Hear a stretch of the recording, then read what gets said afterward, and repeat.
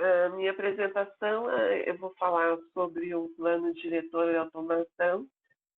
Eu trabalhei nesse plano diretor de automação durante 2 momentos, né?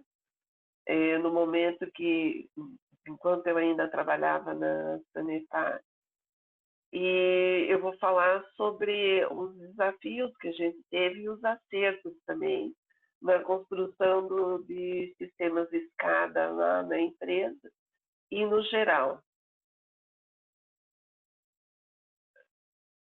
Bom, o SCADA, ele tem algumas palavrinhas-chave, né? É um sistema informatizado, é um sistema especialista. Ele trata de integração de tecnologias de hardware, software e protocolo, aquisição de dados, monitoramento e controle de ativos, e ele é geograficamente distribuído. Esse é o conceito do SCADA, mas depois a gente vai falar que no saneamento ele foi usado um pouco e é usado um pouco diferente, né? Ai, essa tela não devia estar aqui. Desculpe aí, pessoal, acho que coloquei uma tela ali anterior, tinha que ter tirado e colocar ela na ordem certa mais para frente. Então, os níveis de construção de um sistema SCADA. A gente tem 3 níveis, basicamente, no SCADA. O nível 1, que é o nível de sensores e atuadores, onde você está mais em contato com o processo, né? É o nível onde você está buscando os dados do processo. O nível de controle é onde estão os elementos que fazem o controle através de programações, que são os CLTs, e o nível de supervisão, monitoramento e também controle possível, que é o supervisório, é o SCADA. Então, dá para ver nessa tela aí esses 3 níveis. Bom, o SCADA em saneamento, se a gente for analisar, assim, não só no Brasil, como em outros países, ele segue, são algumas historinhas possíveis, né, de início de implantação. Mas, basicamente, assim, no início, lá para trás, ele seguia mais ou menos uma mesma historinha, né? Então, começava em ilhas de medição na distribuição, fazendo a instalação dos medidores de vazão. Então, aí nesse slide, né, eu estou mostrando ali elementos de medição de vazão, FT01, FT02, identificados ali. Na distribuição, mas eles não estavam mandando informação assim para lugar nenhum, né? A informação ficava local.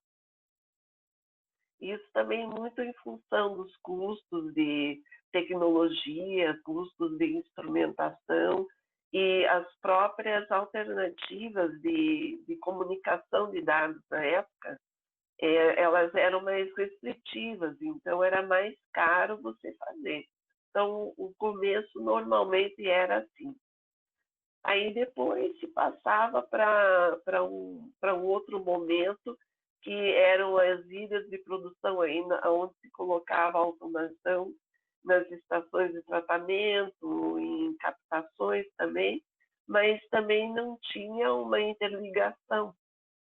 Então, a gente convencionou chamar isso de uma escada local, né?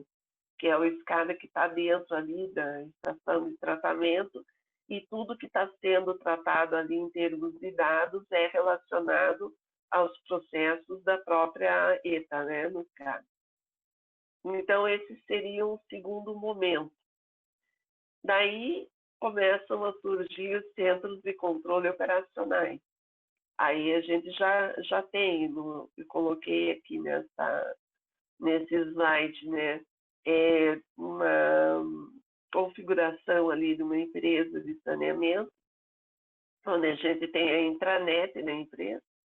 Essa convenção de nuvem não é a cloud, tá, pessoal? Esse aqui é a nuvem convencional para a rede de dados de longa distância. Então, ali tem a intranet, tem o ambiente de TI, tem o firewall para a internet, para acesso para a empresa, né? E, normalmente, daí interligado esses medidores de vazão ou sensores de pressão em pontos remotos na intranet, e as estações de tratamento também já se interligando nessa intranet, sendo possível, então, a gente levar esses dados de produção para sistemas corporativos e também levar informações da produção até o centro de controle operacional. Aí está uma visualização que até a Adriana também colocou, né? Um tipo de, a gente chama de curva de tendência, né? Então, você tem os dados de processo, eles vêm em tempo real e monta curvas de tendência, que mostram as variações daqueles dados. Nesse caso aí, a vazão por pressão. E através dessa análise dessas curvas de tendência, é possível que a operação, então, faça as ações de controle sobre o processo através da CCO, ou então também faça estudos, né? Então, aqui vou falar um pouquinho agora sobre o Sistema de Abastecimento Integrado de Curitiba. Essa é um Sistema de Abastecimento Integrado chamado SAIC, e ele foi a implantação mais bem sucedida que houve na Sanepar pelos resultados que se obteve. Houve também muitos desafios na construção desse SAIC e muitos aprendizados, né? Mas entre todas as implantações que houve na empresa, esse foi o mais bem sucedido. Então, o SAIC atende mais de 3 milhões de habitantes, ele tem 86 unidades interligadas e tem 45.209 tags de supervisão só na distribuição. Se contabilizar também as estações de tratamento e captações, tem mais de, eu acho que deve chegar numas 120 mil tags de supervisão, mais ou menos. Começou a ser implantada em 98, utilizando unidades terminais remotas.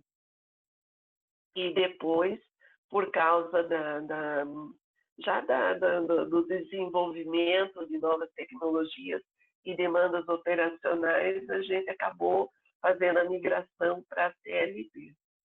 Então, essa topologia que está aqui, porque quando você vai montar um centro de controle operacional, você tem que pegar todos os pontos de interesse no processo, tem que avaliar a melhor forma de fazer a interligação em termos de comunicação. Isso é o que a gente chama de rede de dados de longa distância, né? As tecnologias que você vai utilizar, a topologia que você vai utilizar para interligar, tudo isso demanda e tudo isso impacta no desempenho da transmissão do dado das duas pontas até o centro de controle. Então, tem que ser muito bem estudado. No nosso caso, a gente centralizou a distribuição em pontos, né, que são as ETAs principais. Então, a gente faz a interligação por rádio e por fibra, chega até numa ETA, na ETA tem o supervisório da própria ETA e também tem o supervisório de distribuição. E daí essa informação é levada até a intranet e ela chega até o centro de controle operacional. Então, isso também é uma forma da gente ter um backup porque se a gente perde no supervisório no CCO, o operador se desloca até a ETA e ele vai controlar vai monitorar e controlar através do supervisório de distribuição que está naquela ETA. Essa foi uma alternativa. É uma alternativa, uma decisão quando se monta essas estruturas, né? Bom, em termos assim de resultados positivos, principalmente a otimização de uso de energia elétrica com conversores de frequência e ações operacionais fora de pico, flexibilização do abastecimento pela integração das unidades produtoras, processo e automação. Essa flexibilização, eu vou exemplificar para vocês como que aconteceu ela e ela se mostrou mais forte em situações de períodos de seca, como a gente está passando agora em Curitiba, né? O SAIC, ele é um sistema integrado, processo integrado, né? Então, nós temos o sistema do Iraí, sistema do Passaúna, o sistema do Miringuava. E esses sistemas, o processo, ele é integrado, né? Se a gente tiver a necessidade de fazer o abastecimento de um sistema pelo outro, a gente consegue fazer isso, porque o processo está integrado e a automação permite isso também. Então, a gente consegue, de uma maneira bem mais fácil, fazer o gerenciamento do abastecimento em períodos críticos. Isso que foi colocado ali como flexibilização de abastecimento. Controle efetivo de manobras de pressão na distribuição.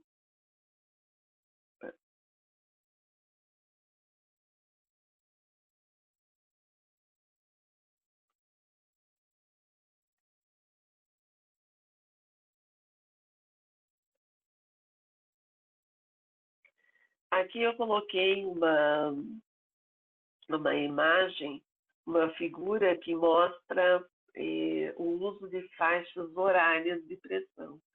Esse estudo foi feito por uma equipe do CCO, tem um artigo aqui que vocês podem acessar, eu coloquei também a fonte no final da apresentação, o link para vocês acessarem, né? E mostra ali os ganhos que se obteve através dos estudos de vazões e pressões pelo sistema supervisório, em que se conseguiu, acho que foi em 2015 que eles começaram a fazer o uso de faixas horárias de pressão. E conforme essa mesma equipe coloca nesse artigo, que é um artigo bem legal assim, para mostrar, né, esse tipo de trabalho, a atenuação de pressões na rede, com redução de vazões e vazamento, contribuindo também para o IPL e, consequentemente, na economia de energia. Aqui está um gráfico que eles colocaram nesse mesmo artigo, mostrando o consumo de energia por ligação de água, e foi uma redução bastante grande. Então, o SAIC é um dos nossos sistemas, né? O SAIC, ele atende Curitiba e região metropolitana. É o principal sistema nosso. Mas nós atendemos o estado inteiro. Então, a gente tem 5 regionais. E nessas 5 regionais, a gente tem necessidades de outros sistemas supervisórios, outros centros de controle operacionais, ETAs e captações, do mesmo tipo de trabalho que é feito aqui. Um dos desafios que a gente encontrou, talvez o maior desafio nosso, foi o fato de a automação na empresa ser descentralizada, porque para se executar atividade, para se fazer automação numa empresa, a gente tem atividades de projeto, atividades de implantação, atividades de operação e de manutenção que são específicas de automação, né? Elas surgem quando você começa a colocar a automação na empresa, essas atividades surgem na sua rotina diária e elas são atividades específicas, né? Como está descentralizada, essas atividades são executadas por diferentes áreas organizacionais, por exemplo, unidades ou gerências de projetos, gerências de obra, gerências de operação e gerências de manutenção eletromecânica, que a manutenção está dentro das gerências eletromecânicas. Isso é uma dificuldade grande. E também porque antes da gente fazer o plano diretor, a gente não tinha um rumo tecnológico assim de empresa, um rumo tecnológico corporativo. Muitas entradas de tecnologia. E aí acaba se implantando, acabou acontecendo na empresa a implantação de sistemas muito heterogêneos, difíceis de integrar, com alto custo de manutenção e difícil de operar. Teve um momento que a gente estava com 5 tipos diferentes de sistemas supervisórios. Então, quando se fazia o planejamento anual, você tinha que pensar nesses 5 sistemas, né? Tinha SciTech, tinha Elixir, tinha FIX, tinha, enfim, nós tínhamos uma heterogeneidade grande, não só de supervisório, mas de todos os componentes dos sistemas SCADA. A gente tinha também muita dificuldade para contratar e qualificar profissionais. E esses profissionais não são apenas os profissionais de automação, né? O engenheiro de automação, o técnico de automação. Porque o operador, quando ele trabalha no SCADA, ele agrega na rotina diária dele uma complexidade bem maior do que ele tinha antes no sistema convencional. Então, tem conhecimentos da automação que ele também tem que ter, até para ele poder olhar uma curva de tendência, ver um dado que vem de campo e ele saber se aquilo é um problema ou se, de repente, aquilo é um ponto de convergência de um instrumento, né? E não é um erro. Então, ele tem que ser preparado para ele poder trabalhar naquilo ali. E a gente não tinha uma estrutura de cargos e salários para isso, né? Para tirar o operador do sistema convencional, trazer para um sistema SCADA, ele não tinha um agregado nenhum de salário e de cargo, né? Ele só tinha um agregado de complexidade, de risco e de maior dificuldade na operação diária. Também era muito difícil mostrar resultados efetivos da automação instalada, porque a gente não tinha indicadores, né? Então, quando a gente queria ou precisava fazer uma expansão ou colocar automação em novos sistemas, a gente não tinha indicadores para mostrar para a diretoria, olha, a gente saiu daqui e chegou aqui com esse sistema, né? No que ele ajudou a operação. Porque não adianta colocar tecnologia por tecnologia. Tem que colocar tecnologia que ela dê resultado para a empresa. Em termos dos indicadores estratégicos da empresa, a gente não conseguia fazer isso. Barreiras culturais no uso da tecnologia, que isso foi falado também ali pela Adriana, né, que existe uma barreira cultural grande por ser inovação tecnológica, né? Então é normal, isso é normal do ser humano. Ele vê inovação, ele não conhece ainda bem aquilo, ainda tem um fator que quando a gente colocou no primeiro sistema, que foi o do SAIC, muitos operadores foram deslocados de atividade, porque eles trabalhavam nas unidades da distribuição, em reservatórios e tudo, e a gente não precisava mais, porque a gente não tem mais operadores nesses reservatórios hoje, né? Então, isso também assustava um pouco, e daí existia aquela barreira que quando a gente chegava com a equipe em campo para implantar, a gente era muito até assediado, né? Porque tinham medo, né? Em relação àquela implantação.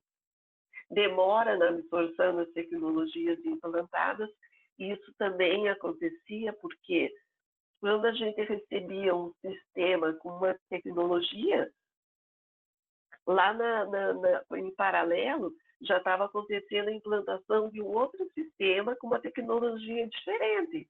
Então, você mal absorveu uma, você tinha que absorver aquela outra tecnologia, porque ia receber em manutenção e operação. Era difícil. Essa demora acontecia porque eram muitas tecnologias diferentes sendo implantadas ao mesmo tempo.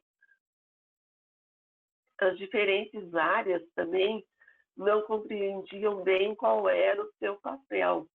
Como a gente não tinha descrito as atividades de projeto de automação, de manutenção de automação, de operação de automação, então as unidades recebiam esses sistemas, mas não sabia bem qual era o seu papel.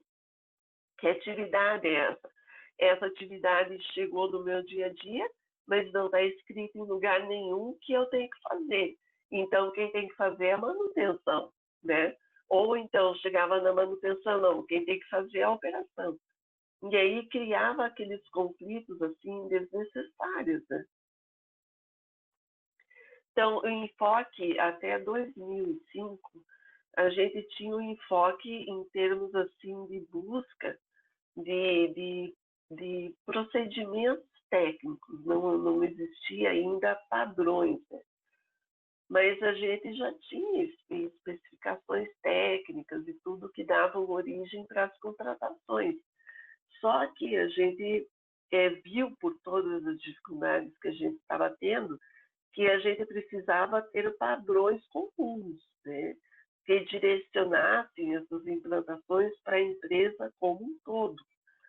Porém, isso só não respondia às outras dificuldades, como contratar e reter pessoal, como absorver rapidamente as novas tecnologias, como mostrar resultados, como implantar, integrando as diferentes áreas organizacionais e utilizar o conhecimento de todas elas, né? Então, naquele momento, a gente sabia que a gente precisava fazer alguma coisa. E no saneamento, assim, ainda não tinha isso. Foi 2004. 2004 foi a primeira iniciativa de trabalho em plano diretor. A gente não tinha nada no saneamento no Brasil que mostrasse um caminho para a gente que respondesse as grandes questões que a gente tinha. Então, a gente buscou na indústria o que eles estavam fazendo. E eles tinham esses planos diretores de automação.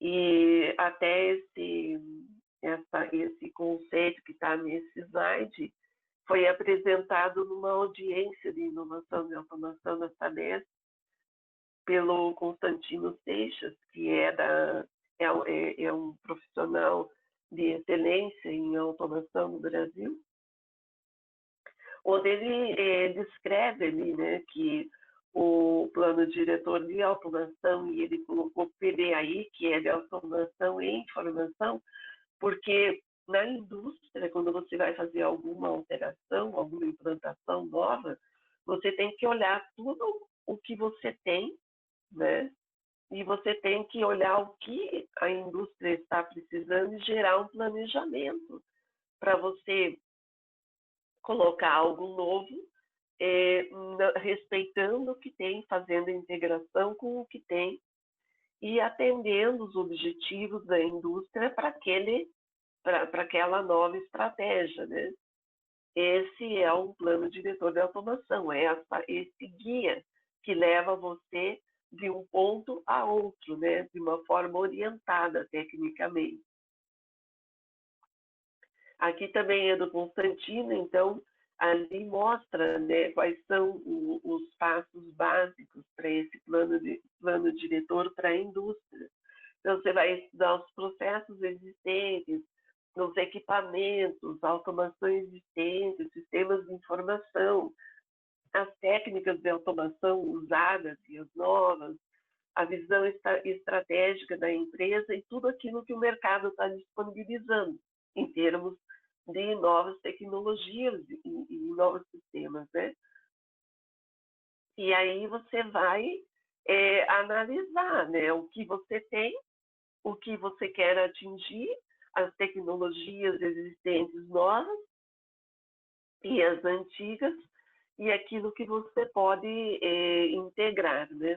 O que vem de novo, que é passível de integração com aquilo que você tem. E você vai definir uma melhor configuração e os benefícios que você quer. Vai analisar o custo-benefício e vai fazer toda a implantação com cronograma, com prioridade, e isso aí gera um texto final do PDAI, né? Então, isso aí costuma ser feito numa indústria. Nesse slide, o que é a situação AS e IS? O que essas duas letras significam? São as situações que você tem possíveis mesmo, né? As situações, situação existente, a situação nova que você quer e a contraposição. Ele usou ali a sigla em inglês, eu não me lembro agora, Rita, mas ele é basicamente isso, tá? Ok, obrigada. Então, isso aí para a indústria funciona, só que a indústria ela tem uma planta, né? A nossa indústria do saneamento são muitas plantas. Então, a gente tinha uma referência, mas a gente tinha que adequar para a nossa realidade. No nosso caso, a gente olhou o plano diretor como um plano que deveria definir os passos, o passo a passo técnico para direcionar a implantação, expansão e atualização das unidades produtivas de forma sistêmica e integrada em etapas de investimento. O principal objetivo nosso era evitar que cada área organizacional seguisse seus próprios rumos tecnológicos e dificultando assim a integração e a obtenção desses dados, transformando esses dados em informação em nível corporativo, porque se não integra, você não consegue esses dados facilmente. Então, essa foi a nossa visão do plano diretor de automação. Só que, como eu coloquei lá para trás, o plano diretor técnico, ele não atendia tudo que a gente precisava, porque a gente tinha aspectos humanos, né? A gente tinha aspectos de KPI, de indicador de resultado, a gente tinha aspectos também de atingimento de objetivo corporativo, para que esses KPIs eles mostrassem que nós estávamos atendendo objetivos importantes para a corporação, para a empresa como um todo, porque só assim a gente conseguiria mostrar o benefício da automação e a automação realmente daria um benefício para a empresa. Então, além do plano diretor de automação, a gente colocou também a necessidade de ter um plano estratégico de automação, que é um plano maior, um plano que visa dar uma orientação em todos esses aspectos e que junto com o plano diretor de automação, ele vai fazer com que todas aquelas respostas que a gente precisava fossem respondidas. Um dos principais trabalhos dessa parte estratégica era estruturar o trabalho, colocando claramente, né, identificando claramente quais são as atividades de automação. Atividades de projeto de automação, atividades de operação de automação, atividades de manutenção de automação. Quais são essas atividades? E quem na empresa precisa fazer essas atividades? E qual a qualificação que esses profissionais têm que ter para poder fazer esse trabalho? Por quê? Existe um gap entre a formação dos profissionais em qualquer profissão e aquilo que se faz nas empresas. E na automação não é diferente, no saneamento não é diferente, né? Por exemplo, um técnico de automação, a gente tinha 1 ano e meio, recebia o técnico, levava 1 ano e meio treinando, e treinamento on-job, treinamento formal, e para poder fazer com que o profissional que chegou da escola conseguisse aprender aquilo que ele não recebeu na escola e pudesse ir para campo, inclusive numa situação de sobreaviso, por exemplo, ou numa situação de operação de um sistema escada num CCO ou numa ETA. 1 ano e meio. E isso se não fosse feito de uma forma estruturada, esse 1 ano e meio passa a 2, passa a 3, e você não tem nenhum controle da formação, da qualificação do profissional, né? Se você deixar isso solto, né? Porque daí o profissional vai estudar se ele quer, se ele compreende, ou aquilo que ele acha que é necessário, quando na verdade a gente precisa que ele tenha um caminho de qualificação estruturado para aquilo que ele vai fazer.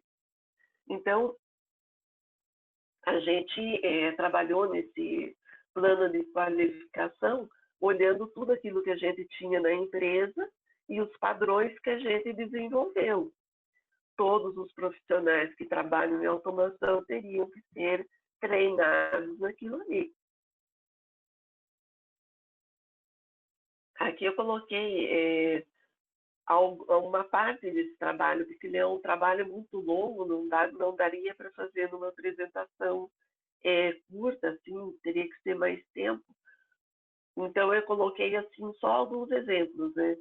Atribuições de automação das áreas da empresa, das diferentes áreas, né? O objetivo que a gente tinha era definir quem faz o quê em automação e quais são as inter-relações.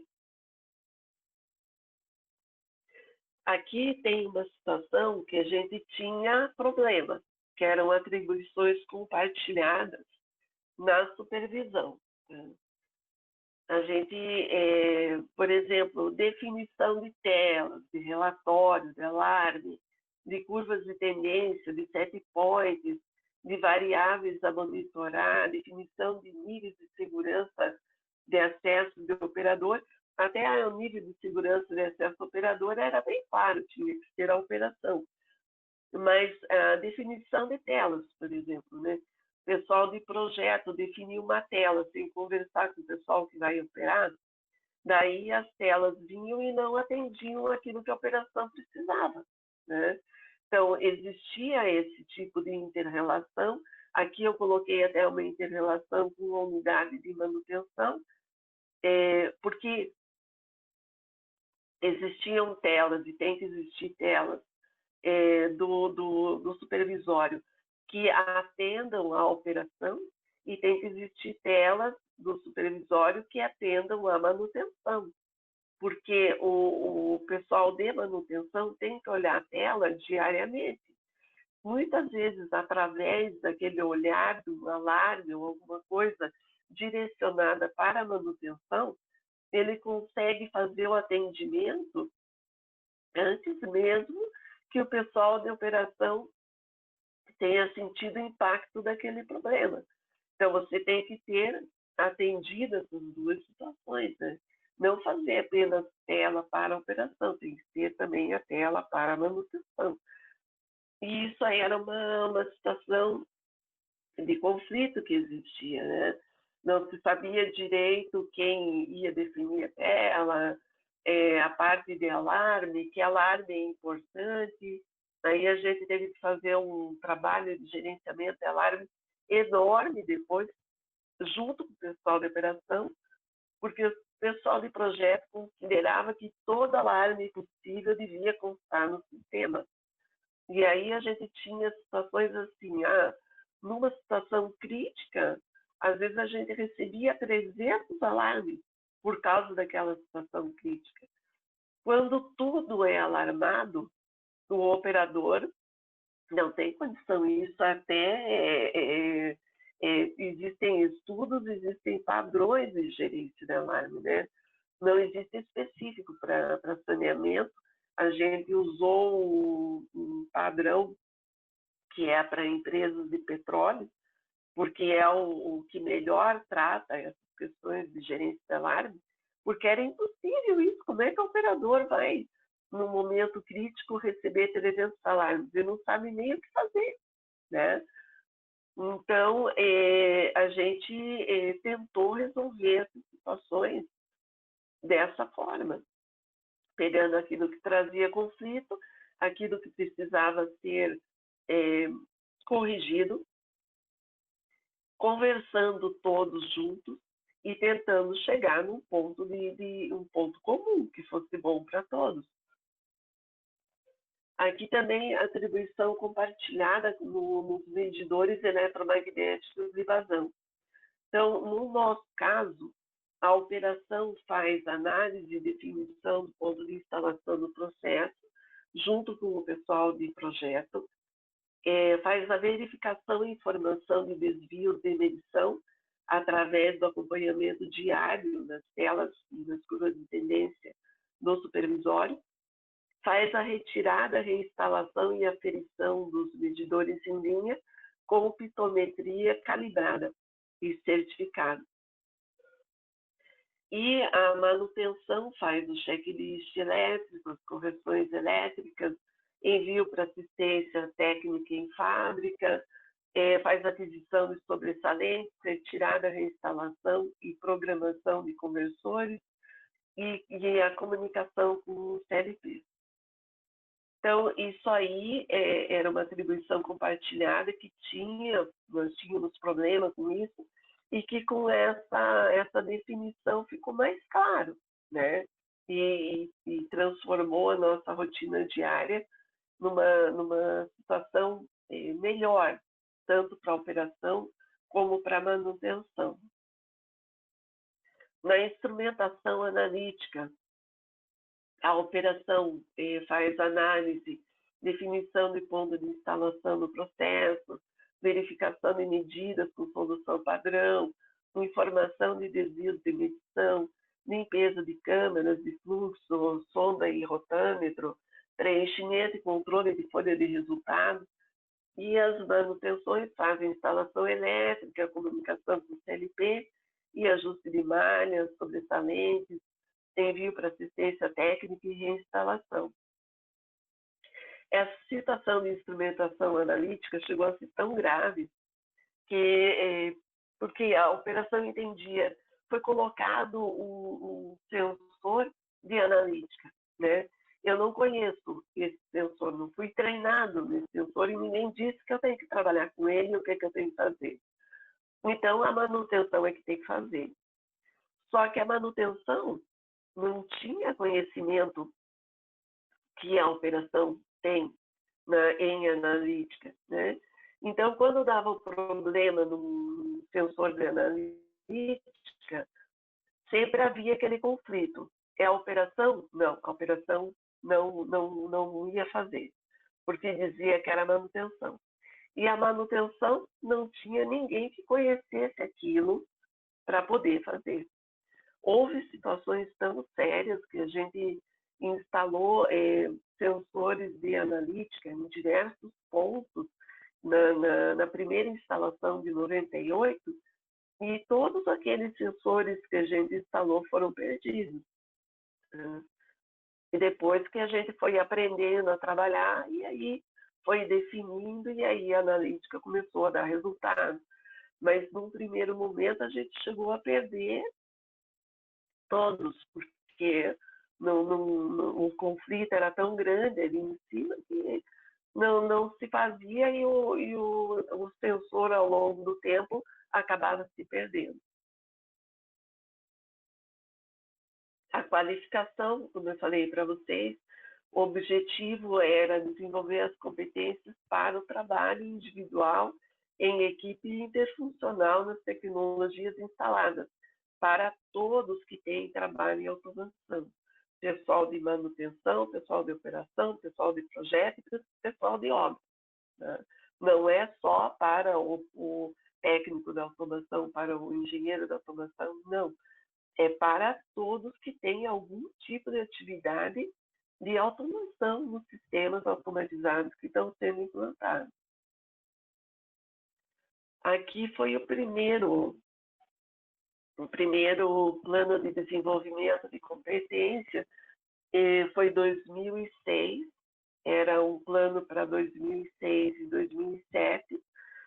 Daí a gente tinha ali quem é operação, manutenção, projeto, obra, ETI, todos os profissionais que trabalham com automação na empresa. Então, o conteúdo era determinado, ele saiu desse plano, né, estratégico de automação e do plano diretor de automação. O conteúdo de treinamento era nos nossos padrões, nas tecnologias de base instalada, e daí a diretriz também em treinamentos conjuntos e específicos. Né?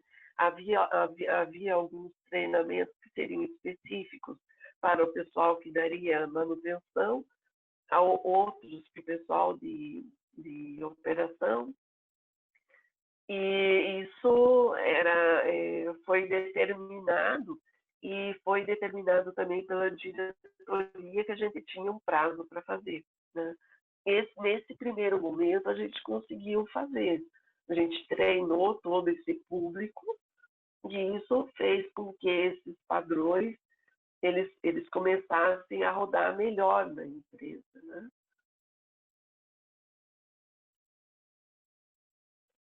Bom, a parte do plano diretor e do plano estratégico que a gente fez, eu dei uma visão geral, né? Agora, aquilo que a gente faz com um sistema SCADA, um sistema supervisório de CCO, isso é suficiente nos caminhos que estão se apresentando para a gente como caminhos futuros? Não é suficiente.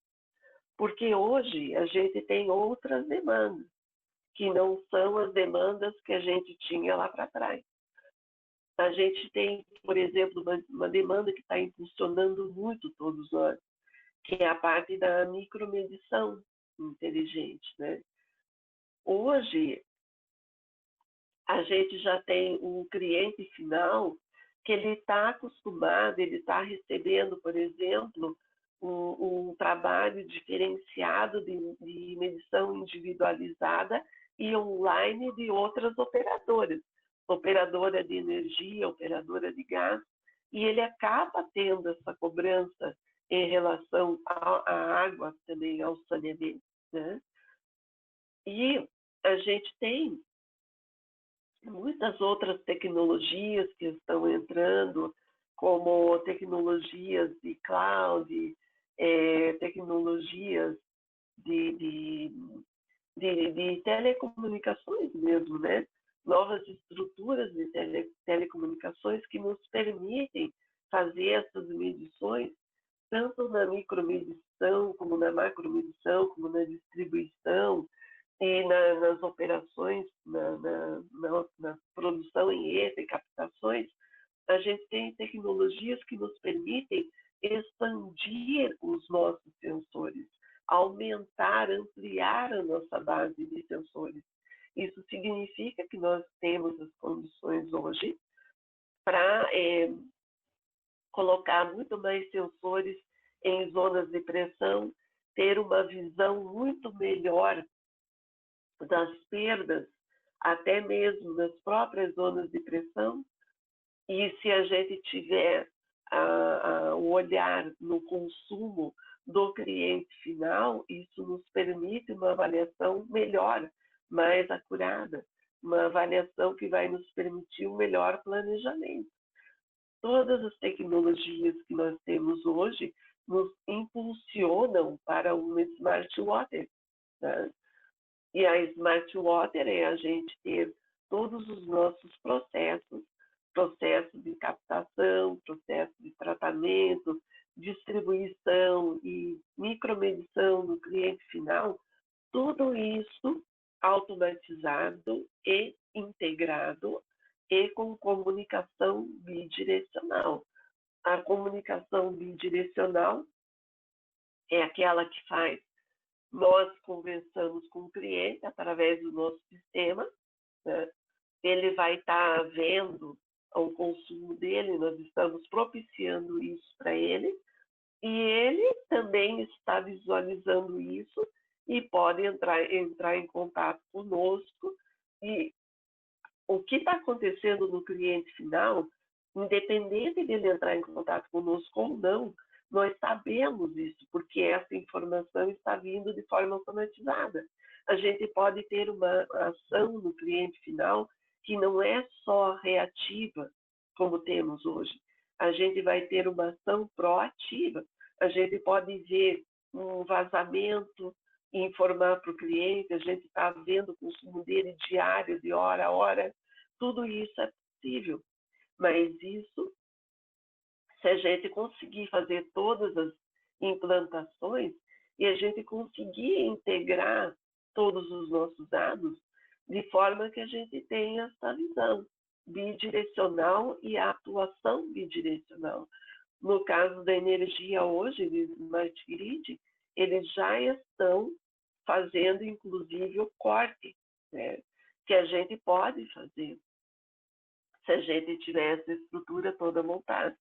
Então, o caminho que se mostra hoje para nós de digitalização, o objetivo final é uma Smart Water, é a gente ter uma visão integrada de tudo e uma ação integrada e automatizada de tudo.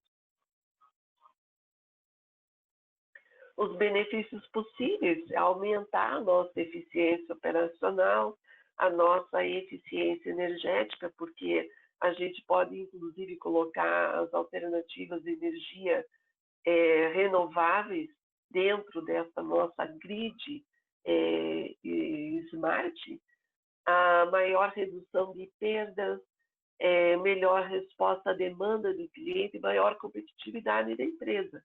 Porque hoje, quando a gente vê o novo marco regulatório, se a gente não trabalhar nisso, nós perdemos em competitividade. Então, a gente tem que trabalhar hoje em rumo a melhorar a nossa competitividade, cada vez mais. Um exemplo aqui do que é uma automação distribuída smart, né, é você ter lá com o pessoal de manutenção, por exemplo, o asset management, você ter o gerenciamento dos ativos, né, que hoje a própria legislação, a regulação nos determina que a gente tenha esse gerenciamento de ativos e que isso seja feito de forma automatizada. Então, aqui até coloquei um exemplo ali, você vai ter o tempo médio entre falhas, o tempo médio de reparo ali de equipamento, tudo online, em tempo real. O operador pode ver, o pessoal de manutenção pode ver, a tua gestão de ativos fica mais eficiente e a colocação do equipamento em operação novamente após um problema, ela passa a ser muito mais rápida. Bom, a apresentação é isso. Eu coloquei aqui o link do manual de projeto e obra elétrica e de automação, porque esse trabalho nosso, em termos de plano diretor, padrões e tudo, ele refletiu nesse manual de projeto e obra. Toda licitação nossa, ela tem que seguir o que está escrito nesse manual de projeto e obra. A parte de automação está no volume 5 e o link eu coloquei aí para vocês. Aquele artigo que eu falei para vocês lá de ajuste de pressão e distribuição por horário, ele está nesse link. Vocês podem obter ele aí.